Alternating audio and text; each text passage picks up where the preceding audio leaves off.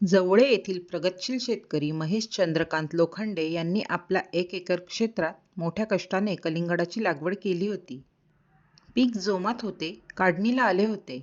नेहमीप्रमाणे सकाळी कलिंगडाच्या शेतात गेले असता त्यांना फोडलेली कलिंगडे दिसली. रात्रीच्या अंधाराचा फायदा घेत काही अज्ञात इसमांनी या उभ्या पिकात घुसून जवळपास 200 किलो कलिंगड फोडून त्यांचे मोठे आर्थिक नुकसान केले आहे. ज्या हातांनी या पिकाला पाणी घातलं, खतं घातली, त्याच हातांनी आज ही फुटलेली कलिंगडे गोळा करण्याची वेळ महेश लोखंडे यांच्यावर आली आहे. तुमचं नाव काय? महेश चंद्रकांत लोखंडे. काय झालं तुमचं कलिंगडाचं? हा माझा 1 एकरचा कलिंगडाचा बाग आहे. हा सोमवारी रात्रीपर्यंत व्यवस्थित होता. मंगळवारी पहाटे आम्ही काही अज्ञात इसमाने ही कलिंगड फोडली. आम्हाला सकाळी 8 वाजता समजलं. शेतात आल्यावर ही कलिंगड फुटलेली दिसली. आम्ही पाहिलं सगळं शेत फिरून. इथं बाजूच्या शेतात मकाच्या वावरात सुद्धा फोडून टाकलेली आहे. आम्ही सगळं बारीक निरीक्षण केलं असता आम्हाला कळालं की सगळे मोठे कलिंगड फोडलेली आहेत.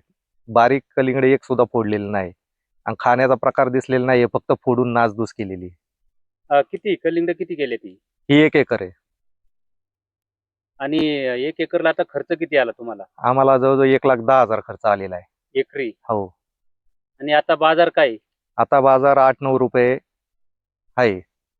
सध्या हे पावसाचं हे आणि युद्धजन्य परिस्थितीमुळे बाजार खाली आलेली आहे. आता हे नुकसान झाले का? हो, फक्त नुकसान केलेली आहे. अज्ञात इसमाने नुकसानीच्या दृष्टीने हे तोडफोड केलेली आहे कलिंगडाची. किती नुकसान झालं असेल अंदाजे? अंदाजे एक 200 किलोचा माल त्यांनी हे केलेला आहे, नुकसान केलेली आहे. काही तुम्हाला संशय वगैरे असा काही?